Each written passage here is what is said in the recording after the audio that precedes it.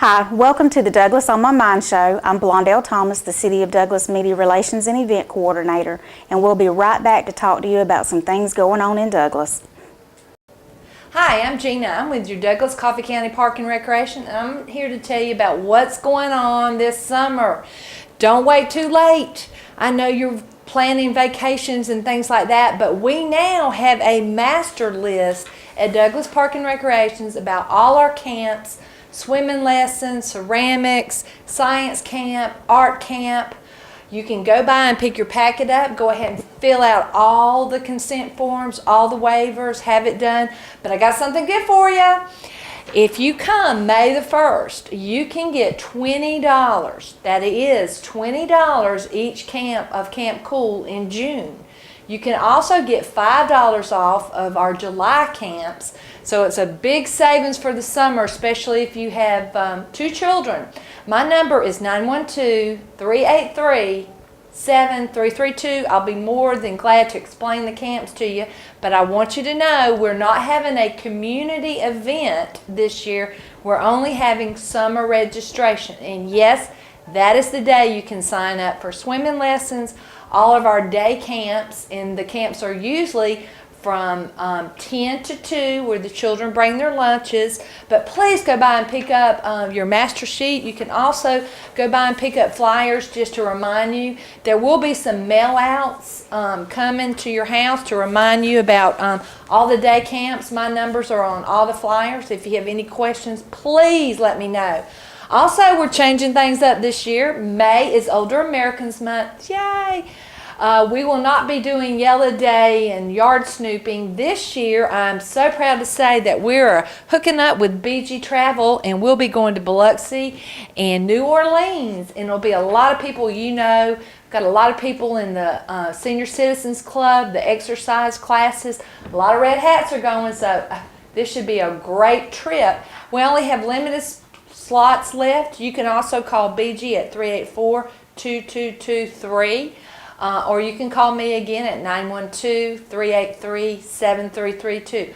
Don't miss out on the summer. $20 means a lot. We've got a discount that's only just for that day from 4 to 6. Call me if you have any questions. See you this summer. Hi, and welcome back to the Douglas On My Mind show. I'm Blondell Thomas, the City of Douglas Media Relations and Event Coordinator, and I'm here right now with Wiregrass, Georgia Technical College's Richard Rhodes, the EMS instructor, and the Sierra Eli, who is a EMS student at the Coffee Campus, and you are also the 2018 gold winner. Is that correct? Yes, Are both of y'all gold winners, or? Just me. Just He's my you? nominating instructor, though, so he gets drugged to all kinds of events like this with me. So tell us, Richard, what is GOLD? What does that mean? So it stands for the Georgia Occupational Award of Leadership. It is nominated by the instructor as a student who has a lot of potential. They obviously have to have good grades, good academic standing, have been a student at the college for a specified number of time. It's basically, as an instructor, we nominate a student that we feel has a lot of potential for leadership, because obviously that's what it stands for. Okay. So the recipient of that then competes at a college level, and then at a regional level, and then at the state level to represent the state as a leader. Okay. Wow. So Sierra, tell me, what all did you have to do? It started out, of course, with the nomination, and then since Wiregrass has 4 campuses, each campus interviewed their students and picked a top 4 group to interview as representative for the college. I was selected to represent the college, and I've gone on to interview at regionals, and since then, in anticipation for state, it's been a lot of what we're doing right now.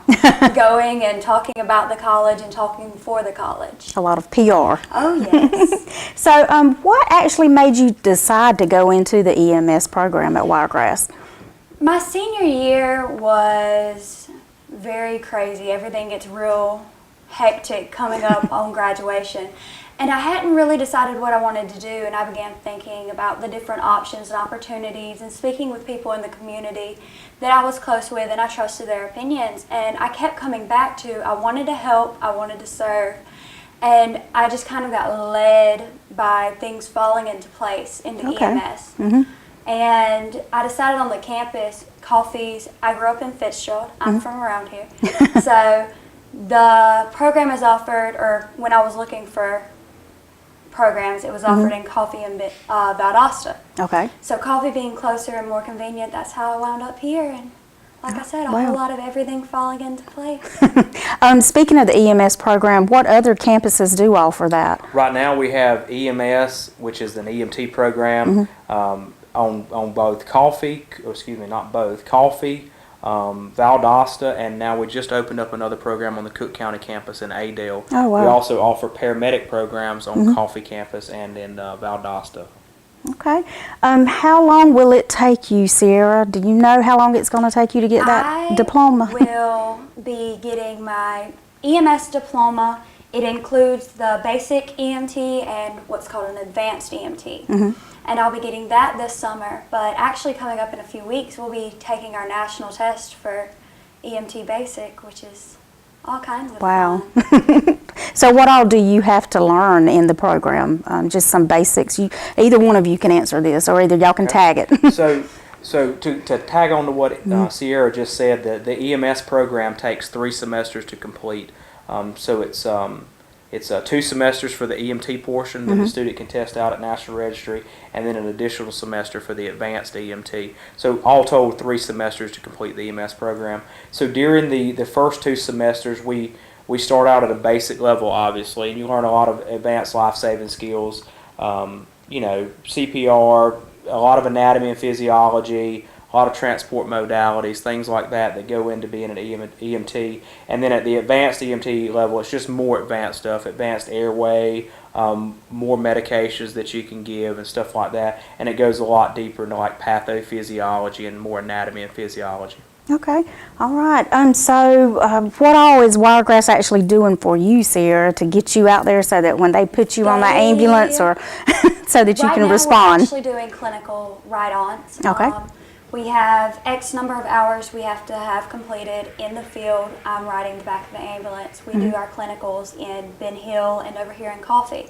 So we're switching back and forth, getting real life, hands-on experience, real calls, real time spent with people working in the field. Ask Right. questions, learn how they do it, get a different take on how to do this skill or a different take on how to address patients in certain situations. Okay. And then prior to clinicals, we do a lot of hands-on. Of course, we have lectures, but we do a lot of hands-on stuff. We have an amazing lab upstairs at Wiregrass here. We have an entire simulated back of the ambulance. We throw the stretcher in and out of, take patients out of our apartment setups we have up there, in and out of hospital beds, getting you ready because it is such a physical, hands-on, interactive job. Right. And it starts prior to clinicals. It starts before they throw us in the workforce, and I love that so much because I'm a very hands-on I love that so much because if you came to me, I would definitely want you to know what It's you were not, doing. 3 semesters of sitting in a classroom looking at a PowerPoint. It's, we do have our mornings where we lecture, but then we go and apply that. We start very early on figuring out how to, like I said, address the patients, which is amazing. Now, in talking with different people, whenever I was setting up the interview, I found out that you were a dual enrolled student. Yes, ma'am. Well, kind of tell me what that is. Dual enrollment is while you're in high school, you can take college level classes. You can take them online at the school, or when I was in Fitzgerald, some of the classes were done at the high school. But you get the college credit, you get the college hours, but you also get the high school credit for that class. Okay. So I had 31 credit hours before I graduated high school, which Wow. would put me a sophomore any college I went to. I was done with all of my core for EMS, and I was ready to jump in feet first. I didn't have to worry about, taking a math on top of my EMS classes or taking anatomy on top of my EMS classes. I could focus solely on my profession and not have to worry about core classes, which was amazing. Right. Just tell me something, Richard. What is like a typical EMS schedule, or what is a typical schedule like? So, like right now, our typical EMS schedule for like Sierra's class is we meet on Tuesdays and Thursdays from 8 to 3 in the afternoon. And So typical day comes in, and we kind of start off a little bit relaxed. I like to get everybody in and kind of settled in, and then we start off. I try to do the lecturing point at that point, what needs to be covered in the classroom, and then like Sierra said, hands-on is the best way to learn this. You know, you can sit there and talk off of a PowerPoint, and that's good. There is time that we need to be in the classroom, but getting into the lab and applying those skills that they're doing, like she said, we have apartments, we have an actual back of an ambulance up there, simulations. And so we'll create a call in the lab, and in the apartments, they'll go in there, transport that patient, treat them, take them to the ambulance, and continue to treat them in there. So it's a lot of book work learning, yes, but applying it in the classroom kind of makes it stick better and makes you more familiar with going from point A to point B. And what is the job placement for someone going into that field? That's really the best part about this field. Sierra can tell you as well. It's a 100% job placement rating. So wow. You know, it's been a problem with a lot of students. You know, they go to college not knowing really what they want to do, and they take a course, and then they get out and there's not a job market for it. But with EMS, that's not the case. It's a 100% job placement rating, has been for years. Most of Sierra's classmates and herself, they'll have job offers before they ever get out. Oh, that's good. When I went to school years and years ago, I was hired before I even completed registry. So it's and you'll have multiple job offers. So good money, good services to work for. Coffee Regional has a standing agreement with our college that any student that graduates from our program, they are guaranteed an interview with the ambulance service there. Not guaranteed a job placement, of course, but guaranteed an interview. And so for a student here, that means, you know, going to school in the community that you grew up in, and then also getting a chance to interview for a job here in your community, and that means a lot. Yes, definitely. We want them to stay here and help us out. We want them to go to school here and stay here. Yeah.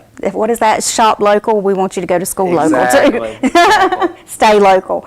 Also, Sierra, what advice would you give someone who is looking at possibly going into the EMS career? If you're even considering it, not even, you know, a serious consideration, it's just something you've thought about, go for it. Go to a campus, talk to the instructor, see the facilities, get an idea and a feel of what you'll be getting into, because that might be the deciding factor. Like I said, when I was looking at schools, when I came up and talked to Rhodes, he showed me the labs, and I didn't realize how in-depth the lab setup was. But I know I'm a very hands-on learner, and no matter what I'm learning, not just a very hands-on field, I knew that would be the best environment for me to learn in and the environment for me to grow in. And that was, like I said, a big deciding factor for me. So if you are considering it or you are thinking about doing it, go for it. Take 30 minutes and go speak with an instructor. You may change your mind, or that may decide it for you. Right. Now, I also understand that next week, I think maybe you'll be traveling to Atlanta? Yes, ma'am. Oh, tell us a little bit about your trip. We will be up there for 3 days for the state competition of goal. We'll find out who the regional competitors are representing our region. They will interview and give their speeches for a state panel of judges, and the state goal winner will be decided Wednesday night, I believe. Oh, wow. So it is just a jam-packed 3 days of back-to-back leadership classes, bettering your interview skills, and making connections with people throughout the state. We have a lot of meeting big people, high-up people. Right. And it's going to be a very interesting 3 days. They are really getting you prepared. Oh, yeah. Not only were you the college's gold winner, but you were also, you represented the college at the State Skills USA competition. Tell me a little bit about that. I hear you actually won a medal. I got bronze in my competition. One of the other guys in our class that competed placed silver in his. He did a job skill demonstration. And several students from our class and Wiregrass actually had the biggest chapter in the state when we went. Woo! It was phenomenal. We competed in, I want to say 21. 21 different competitions, everything Wow. from culinary to Correction. 31 competitions. 31. We won it. We placed in 21 out of the 31 that we competed in. Wow. That's pretty phenomenal. that That was is. crazy. But everything from culinary to welding to job interview. And the experience meeting the people, meeting other students, attending technical schools around the state, making connections, and getting the opportunity to present a skill and be critiqued on it to better ourselves was such an experience. It sounds like it. Richard, it sounds like y'all are really preparing everyone to go out into this world and do the best they can do. We hope so. And the thing I want to say is it's not just the EMS program. I know that's what's being interviewed here, but Wiregrass as a whole has just innumerable amounts of programs, and that's Right. kind of what Sierra was saying. There was a lot of our students. We took 99 students up there at the chapter to Skills USA. A lot of different programs. The Coffee Campus offers multiple different programs that are doing really well. So it's not just EMS. Of course, I'd love to have the students in my program, but Right. it's not just EMS. Wiregrass has a lot to offer this community, and as we said earlier, we want our students to school here and stay here. That's right, and we appreciate y'all being here. Well, glad we can. All right, well, thank y'all for coming. Thank you so Thank you very much. We'll be right back after this.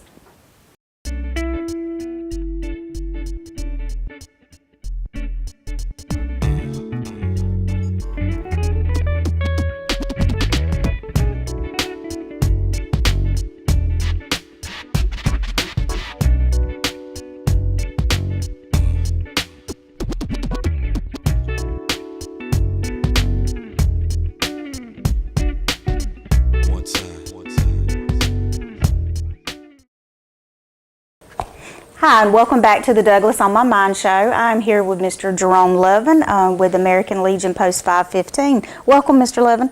Thank you. Welcome and happy to be here. All right, we're glad to have you. While we're starting the interview, let me just go ahead and ask you, can you give us a really brief wrap-up of Wreaths Across America that y'all sponsored last year? Be happy to, because that's one of our major projects we do every year.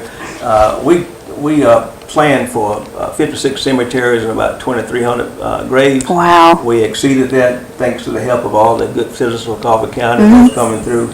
We ended up with 65 cemeteries and over 2,400 veterans. And we're going to continue to add to that, and there were a lot of people came out to help, meaning NGROTC, CCA, and adult volunteers.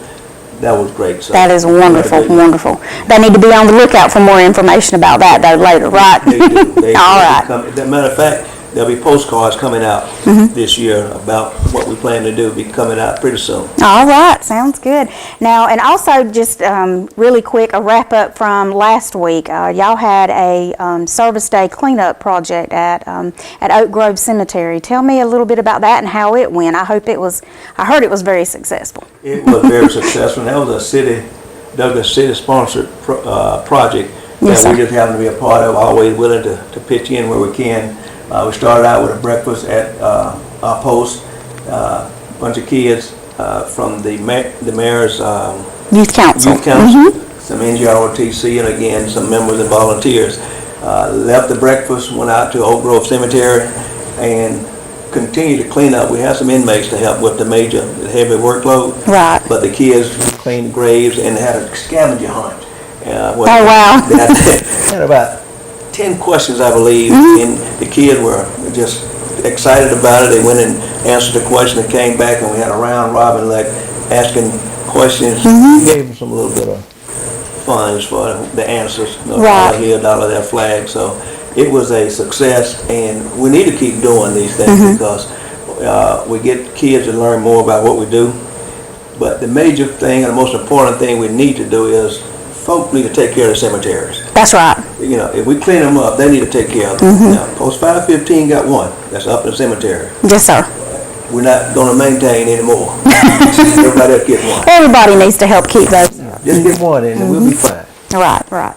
Well, it's good to hear that y'all have done a lot of cleanup in the cemeteries and all, but y'all also, American Legion Post 515 themselves, they also do a lot of other activities throughout the year, and I know you've got a really special event coming up in May that you need to tell us all about. Yes, May will be the 7th year anniversary that we've had a charter Wow. at American Legion Post 515, and to last that long, I think is something should be celebrated. That is And wonderful. We're asking everyone to come out, especially our city county leaders, come out and participate 6 to 8 p.m.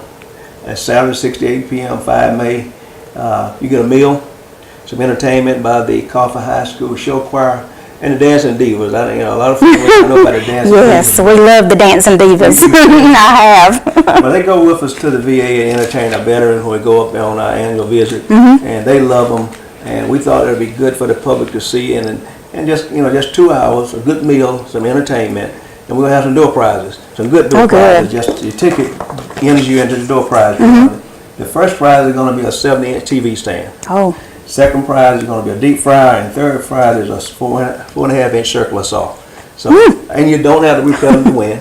that's good. And also, if you can't make it and you want to eat that good meal, we'll even sell you a ticket and you can come pick it up that night. Wow, that is good. And you don't have to dress up. Yes, sir. You can come off and work and walk in, put on your shorts, your tennis shoes. We just want faces to come in and celebrate with us. All right. 70 years. All right, wow. And May the 5th, that's on a Saturday, Yes. from 6 to 8 at Central Square Complex. And if they need a ticket, if they want to give a donation, who do they need to call? 912-592-6413. And just 2 hours of your time and a good meal. Right. And all the proceeds go to help our veterans and our post program. Then, we do a bunch, and that's what we're going to talk about that we got coming up too. Yes, sir. Now, y'all also do a scholarship each year. Tell me a little bit about your scholarship awards. Well, these funds I was just talking about that we ask for donations for, and you see us out. We award 2 academic scholarships of $500 each year, and 1 oratorical scholarship of $500. Sometimes we end up giving 2 because the contestants are so close. Right. But we award that to the kids for their efforts, and we also send kids to Boyd State. We plan for 2 each year. That's another $300 each. So, Wow. and these kids that go to Boyd State, they put to practice the government and leadership they learned in high school. And are you familiar with the white line on the side of the road? Yeah. That was initiated by a group at Boyd State. They wrote a bill. They established a government from county all the way to state government. They initiated that bill. It went through Congress and it passed. So, Oh, wow. the white line. That's good. We need that white line a lot. Oh, yeah. Y'all also, the flags on the veterans' graves. Now, I'm touching a little bit on Wreaths Across America again because y'all need to know in case you have, by some chance, missed someone. So you need to know where these graves are located, correct? We do, and it started by, we know veterans' grave primarily by the military markers that's on the grave. Yes, sir. And if it doesn't have a military marker, you can Google VA Form 40-1330. The application and instructions there to tell you how to get one. But in May, Memorial Day, the Friday before Memorial Day, we're going to put flags on the veterans' grave that are identified for Reef Across America. Okay. And that's the first time. And then in December, Pearl Harbor Day, that's leading up for Reef Across America. Okay. And on these days, we've had some good help. Come out, y'all. Come out and help put them Come out. out and help. 65 cemeteries. There's a lot That's of a lot. cemeteries and a lot of flags. Yes, sir. My bones are getting a little tired, but No. Also, on Memorial Day, y'all do a little bit of work in the community actually on that day. Tell me about your plans on Memorial Day for this year. Well, our goal has been to identify all of our charter members. And in starting Reef Across America, we found some of them. We found some of them in some cemeteries that were unmarked. And as we find them, we try to identify that are celebrated on a holiday, Memorial Day or Veterans Day. So on Memorial Day, we're going to place a sign at the New Salem Cemetery in Ambrose at 11 o'clock in the morning. We have veteran charter member George Shields buried there. And then at 2 p.m., we're just going to unveil a sign at Vickers Rural Cemetery in honor of Hayward Williamson, another charter member. Okay. So we just, you know, again, our purpose, veterans, family, community, so the signs are a combination of all. Right, right. So. Wow. Now, for the Wreaths Across America, you don't get these wreaths donated. Y'all do have to purchase.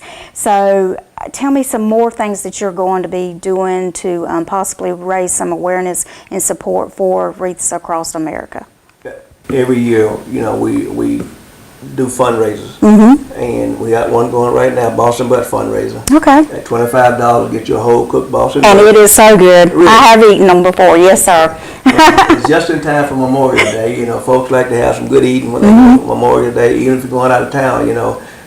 You say, well, I won't be here to pick them up. I've frozen some for people. When they got back, they picked them up. Okay. So May 24th is delivery day. Okay. And we need to order by May the 18th so that we know how many to order and get ready. Okay. But that's one program, and we'll do raffles at Walmart different times of the year, and we'll always accept donations. Yes, yes. Say again, those cards gonna be coming out, thanking the folks from last year and asking them to contribute this year. Now, just a little bit more about that. Last year, we were running short, and about 2 weeks before, I sent out a card, said, hey, we need help. Money came in and then big donation. We ended up having more. That's why I said we exceeded our goal. Oh, that's good. But guess what? We got that to start the year off with. But the point I'm trying to get to is give what you can That's right. and give it early, because we were panicking and begging in the last minute. We're going to get out and raise all we can. Yes, sir. But if everybody give a little bit, that would help. So, Yes. but we're going to get it. You know, that we're going to get it. So. It comes through every time.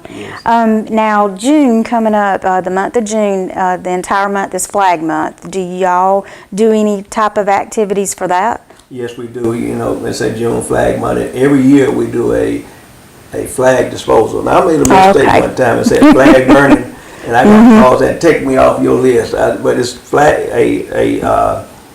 flag disposable. Yes, sir. Dignified flag disposal is what we do. We're going to do one on June the 14th at 6 p.m. at our post. And it's a ceremonial type disposal of flags. So come out and join us. Last year we had the NJROTC to come out, and some Boy Scouts, the Douglas Fire Department, and some other community people. But we want to do our part as far as, one, have the flag disposed of correctly, and hopefully keep beautiful flags flying around the city. Oh, yes, Those that yes. worn and torn. Right, and there is a certain way that you are supposed to dispose of flags. So if someone has a flag that needs to be disposed of, should they contact you also for that? You contact me, or any, matter of fact, anything we're doing, any member of American Legion Post 515 will be happy to assist. But they got my number out and they know my face a little bit. I'll come get it. Just call me. All right. Now, coming up soon, you also mentioned to me about your Upton Cemetery preservation efforts. What's going on there? You know, I think 2012 we restored that cemetery where we uncovered 58 graves and put 36 new slabs, 56 graves and 38 new slabs on. We had a gentleman come down to do a demonstration with a ground penetrating radar, and the members or the family members of the Upton Cemetery Society and Harold's Funeral Home, we were all there, we discussed it. So he has sent us a proposal that he would come back Oh, wow. and do that. And what he would do is, he can tell us where graves are that are not marked, that we can't see. Yes, He sir. can tell us vacant spaces where others can be buried. Because the cemetery committee made a decision about a year ago to not bury any more people there until we find out what spaces. Right. And many of the places where they thought were graves, he showed them to us, they were there. They were there. That's good. So good idea to not bury them, but there are some vacant spaces. And once it is done, according to the cemetery committee, you know, the families donate money each month so that it can be taken care of, because we have to pay someone to maintain it, and with the help of you know, the post members and whatever, a minimum fee to keep it clean. But the restoration is the preservation is to identify the graves and mark them where Right. they are, and have a chart so we can see, and also log and get the names of everybody that are there that we know Right. that has a headstone. Yeah. Wow. That is something very important. And now, for those who do not know where Upton Cemetery is, can you just kind of like tell them maybe really quick directions as far as what highway it's located on or anything like that? Quick direction, Highway 32 west going towards Osceola. Okay. About 3 miles out on the right. Once you pass that other house down, just keep riding out on the right. G&T Tires, right after G&T Tires. Right.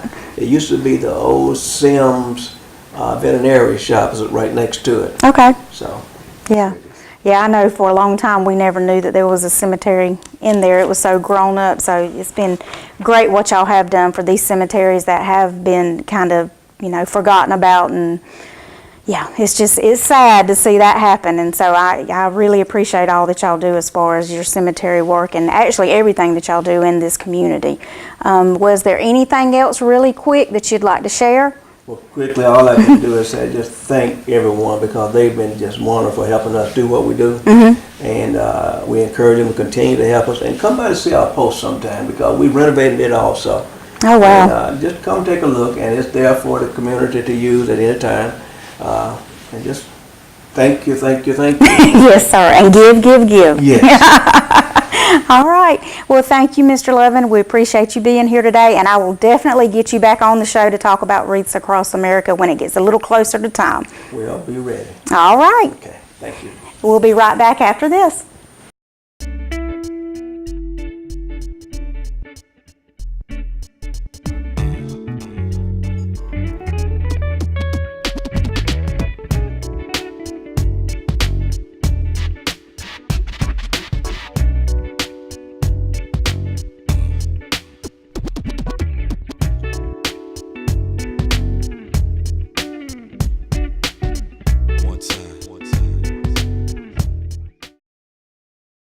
Welcome back to the Douglas On My Mind show. I'm Blondell Thomas, the City of Douglas Media Relations, and I am honored to have Commissioner Olivia Pearson with us now. Thank you. Thank you for being here. Yes, Commissioner Pearson and everyone else, just to give you a little background, this is like a little segment that we've started doing with the Douglas On My Mind show where we're just trying to let the public get to know our city commissioners a little bit better. Okay. So we'll start off with the basic questions. How long have you lived in Douglas? Tell us a little bit about your family, what you like to do in your free time when you get free time. Yeah, right. Well, I am originally from Douglas, so I've been in Douglas all of my life. Wow. Except for the 4 years that I went away for college in Atlanta, Georgia.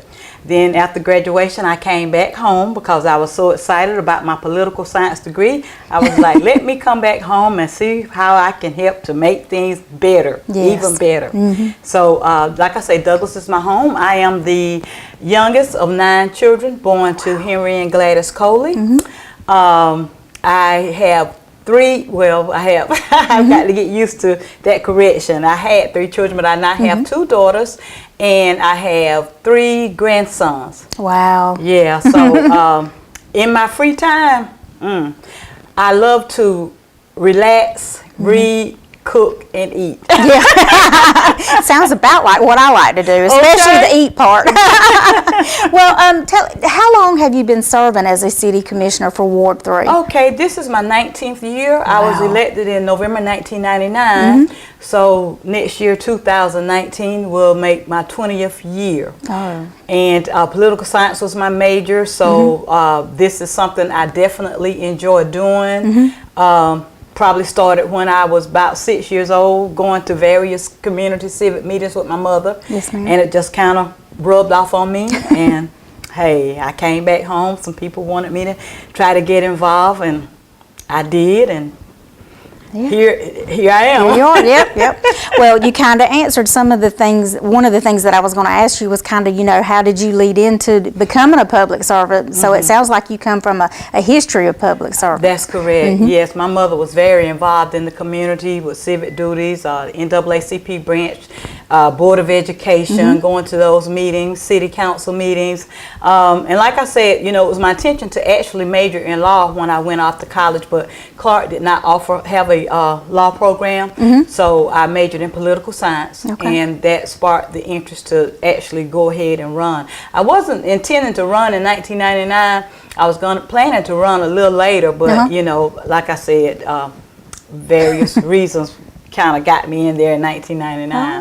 All right. Well, it's been a long few years, definitely, and that we must like you because you've been here. So hey. Tell me some of the changes that you've seen as a government official, some of the changes you've seen here in dealing with city government, or actually just any changes that you've seen within the city since you started. I've seen tremendous growth. You know, when I first came on, you know, we had various, you know, projects, infrastructure projects going on and everything. Matter of fact, I was thinking the other day trying to recall when the Central Square complex, when it was constructed. And I want to think that it was sometime around the time that I actually began. It was before I came on, but Yes, ma'am. it had been like a few years, I think. But since then, you know, we've just had so much growth.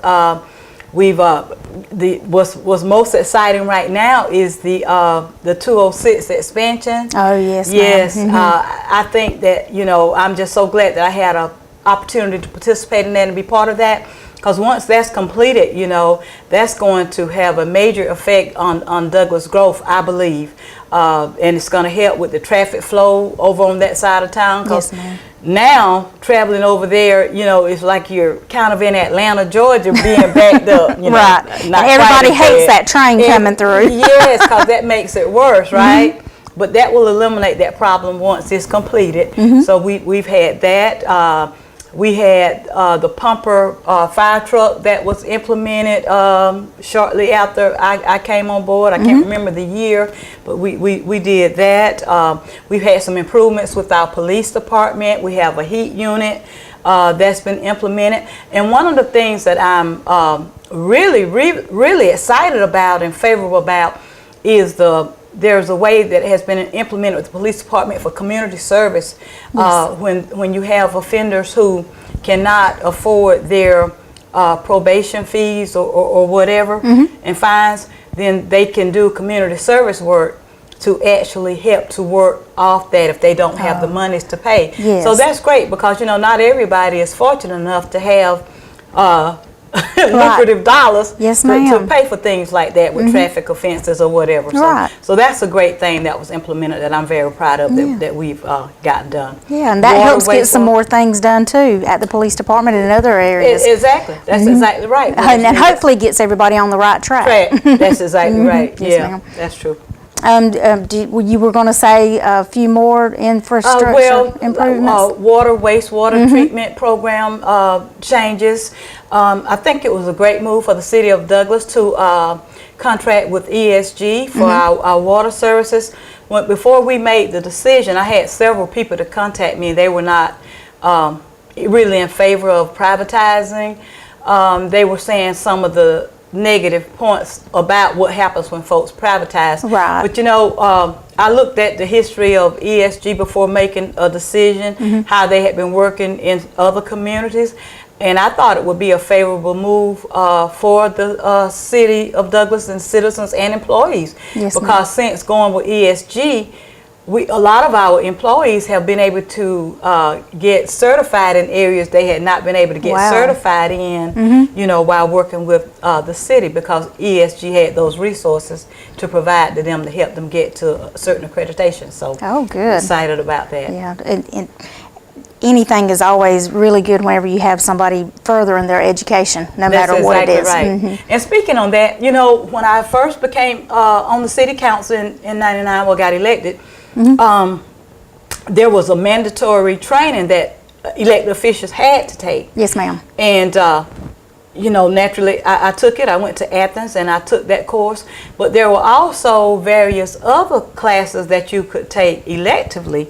So I just like to say that I was one of the first elected officials to begin getting certified in those elective courses that was being provided by yeah. GMA. Yes. So, and now I think all of our elected officials participate in that program with getting certified. Yes, ma'am. Yes. It is a very good program that the Georgia Municipal Association offers, and I think, doesn't Carl Vincent Institute with the University of Georgia have something? Yeah. Yes. Yeah, so it's a not great easy program. training. It's not. It's not. It's not. Yes, It's ma'am. not. But it's very rewarding once you go through it. Yes, It ma'am. helps you, gives you ideas about how to help your city to become a better city, so that your citizens will actually be satisfied with what you're doing. Right. Okay, now I'm going to give you a little hard question. Uh-oh. Maybe not too hard. But being a public servant, you've got your pros and you've got your cons. Just if you can, share with us some of the challenges that you have faced while being in office, some of the obstacles that you've been able to overcome. Well, thank you for asking that question. Yes, ma'am. Because I was like, well, it's been a tough run, especially these last few years, because, everybody knows that I had faced some criminal charges. And, I'm going to be honest and frank about everything, Blundell. Yes, ma'am. And I say that because a lot of times people want to talk and have discussions about the pretty topics. Right, right. You know what I'm saying? Things that are easy and not confrontational or divisive. But actually, where we are today, not just here in Douglas, but all across our country, we are involved in a great racial divide. And it's so sad because in this 21st century, you would think that we would have learned how to work well with one another, regardless of race, sex, religion, whatever. Right. But it's just really amazing to me that we have not gotten farther than what we have. You think of the 1960s with the civil rights movement, so much turmoil. And now you're seeing, like on Facebook last night, the Starbucks incident, some black fellas were arrested for sitting there waiting. And I just wonder when will it all stop? One of the things I've been confronted with or accused of while serving on the city council has been some folks have the thoughts that I've been a racist. And if people who really know me, they know that's the farthest from the truth. What I do is if there's an issue, I address it. Yes, but see, some people don't like to address stuff honestly. Right. They want to have a facade that everything is okay and this and that. But I'm just not that way, and I never have been. And I told somebody recently when I won my case that I was being charged with, and I really feel like that was based on because of the standpoint that I've taken, where some people are confused or misled to think that I am a racist, and I hate that they feel that way. Sometimes if you seem to speak on things that folks are not comfortable speaking about, they want to label you as this or that. But in order for us to move forward, we're going to have to deal with these racial issues. Right. Like they've said on the news, there's going to have to be some hard one-on-one discussions. Dialogue. Yes, ma'am. It really will. And it's a subject that people are not comfortable with. They don't like to talk about it. And you understand that you don't like to address those things that have happened in the past. But just like in a marriage, if you don't address some of the things that's gone wrong, you're not going to be able to move forward. Right. So, like I was saying, I know that I've been misunderstood by a lot of people, but people who do know me, they know that genuinely I want what's best for everybody. I've never done anything to my knowledge to mistreat anyone. Right. I never would. If I did, I was not aware of it. Not deliberately to mistreat anyone. You know what I'm saying? But we just have some issues that we have got to deal with honestly, openly and honestly, so that we as a city of Douglas, a county of coffee, a state of Georgia, a nation of the United States can move forward and become the great nation and whatever that we could be. Because until we actually honestly deal with these things, we won't reach our full potential. I just don't believe that we will. But we have to all keep working towards that. Yes, ma'am. Working together. Working together. That's right. That's what we've been saying. Yes, ma'am. So we've got to actually, it's one thing to say it, but it's another thing to do it. That's right. Yeah. Well, with the city commission and the mayor that we have on board now, y'all have been doing a lot of progressive things for our community. Right. What are some updates that you could possibly share with our audience? Well, first of all, what comes to mind is the recent City of Douglas Mayor and Youth Council, Mayor and Yes, ma'am. Commission Youth Council. I think that's a great attribute to Douglas moving forward, because you know, I know y'all heard me say at our meetings about the young people this, the young people that, and you know, I've just always, even when my first job was working at Roundtree Center at 14 years old, as I can't even recall what the job title And that was. could not have been an easy job. But I was working with the younger kids, Yes, you ma'am. know, with teaching them to color, to read, to do stuff like that. So I just always had an interest in young people, you know. I just admired their energy. I admired their, you know, sometimes we think that we're thinking on the right path, but if you ever sit down and talk to young people, you can really learn some things from them. Oh, yeah. So- some things you don't want to know, but yes, most of the time, some things you do need to know. Right, that's exactly right. But yeah, that's one of the things that stands out right now. And then we also implemented with the City of Douglas. We've had a lot of complaints about our utilities services. So, you know, we tried to do something positive to help out some of the citizens. And we're going to keep on looking at ways to try to help more of our citizens with utilities, but to implement the assistance program that we had for the elderly. Yes, ma'am. I'm really feel great about that, as well as we implemented a payment plan. A lot of people were complaining when I came on years ago about utilities still, and it's just again with the police, with the fines and stuff. Some people don't have the monies to put into paying, you know, a utility bill that might be $600 or whatever. So, Right. you know, I remember advocating to try to do something that could help them. So we implemented the payment plan, you know. So it's about trying to continue to do things that's going to help make things a little better. You know, Right. we don't have all the answers right now, but at least we are working towards trying to make things better, and that's what's important. And you're open to hearing from your constituents and all. Right. Yes. To hear their suggestions. Because we're having the town hall meetings. Yes, ma'am. I don't know when the next one is scheduled, but we got that implemented where citizens can come out and talk to us. You've got to be able to get feedback from your citizens. I don't know if you recall, but a few years back, I sent out surveys to my district Yes, asking, you know, hey, what are some of the things that you want me to do, you want me to address, this, that, and the other. Because if you don't know what your constituents want and need, you can't serve them as effectively as you need to. Right. Yeah. All right. Well, and I also know that just recently the mayor and board of commission voted for y'all to have staggered terms. Right, What is right. that? How will it affect the city commission?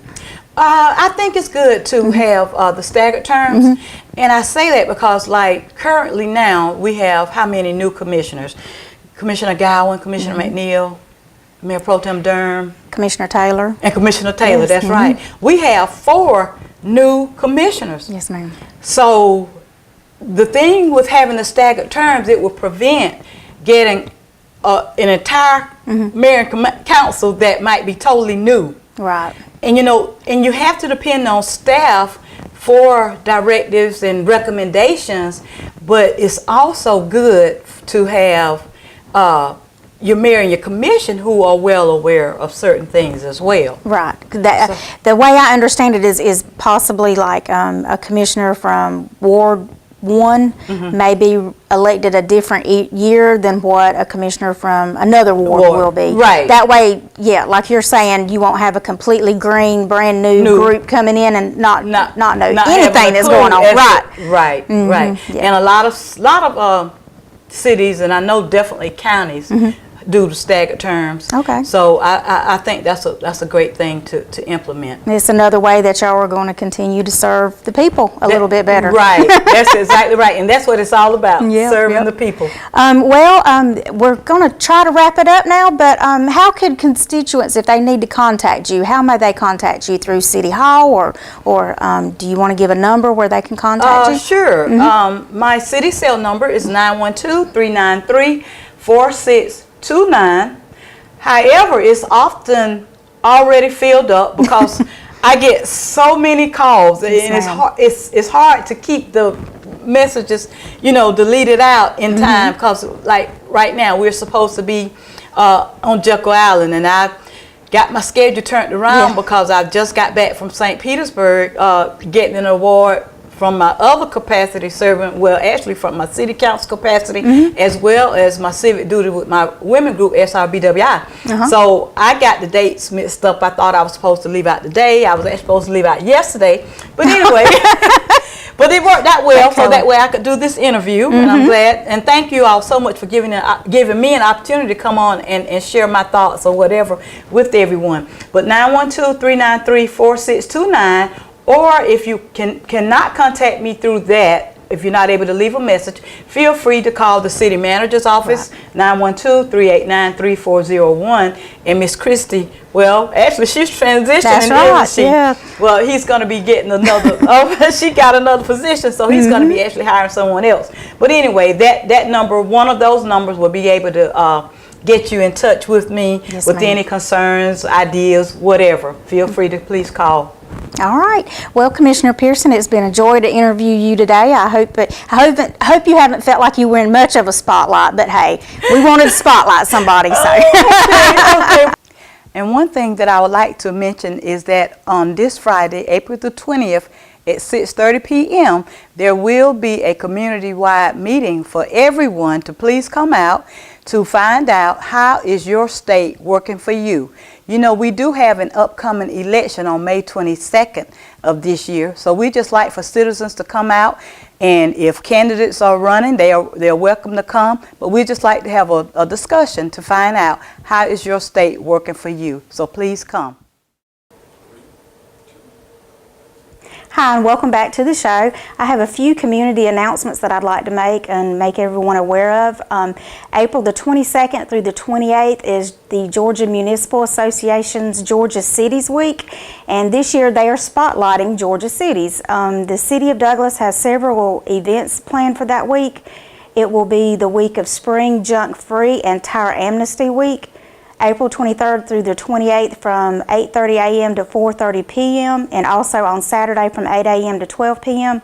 You can dispose of large unwanted items at the city pole yard, which is adjacent to the post office, and you can also dispose of up to 4 tires per residence. Please do not bring any commercial or farm tires or rims. They may ask you for proof of residency, so please have something like a utility bill or something like that in case you are asked for it. The City of Douglas Customer Appreciation Month is taking place right now for the entire month of April. You can stop by City Hall and register for door prizes that will be given out on Friday, April the 27th from 11 a.m. to 3 p.m. during Customer Appreciation Day. Now, on Friday, April the 27th, you can stop at City Hall and they will have a complimentary lunch, not like a buffet, but just a small lunch available for customers if you want to stop by City Hall on Friday, April the 27th. Also, the week of April 23rd through the 28th, we will have a Spotlight on Douglas social media challenge on our City of Douglas Facebook page. We will post a question about a department or city service, and customers who like our page, share the question, and answer the correct answer, then you will be able to pick up a prize at the Douglas Visitor Information Center located here at 211 South Gaskin Avenue. We will have the City of Douglas City Commission meeting on Monday, April the 23rd at 7 p.m. Also that week, on Tuesday and Thursday at 5:15, Gina Gibbs, who was here earlier, she will have the Commit to Be Fit walks, and you can also run if you'd rather do that.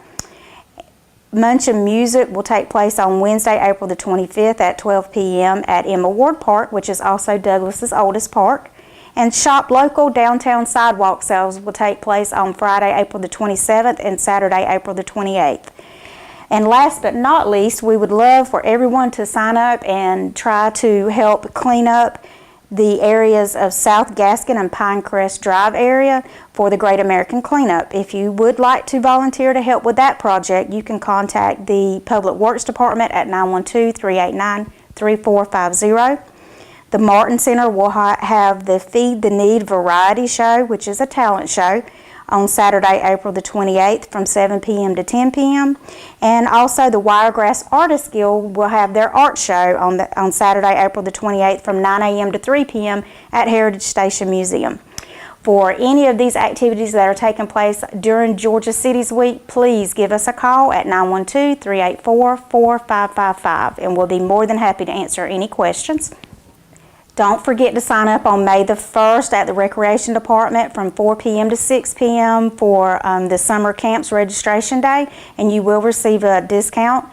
And then also on May the 5th, it will be Douglas's residential, every month, residential junk drop-off date from 8 a.m. to 12 noon. Thank you for joining us today, and we hope you come back soon.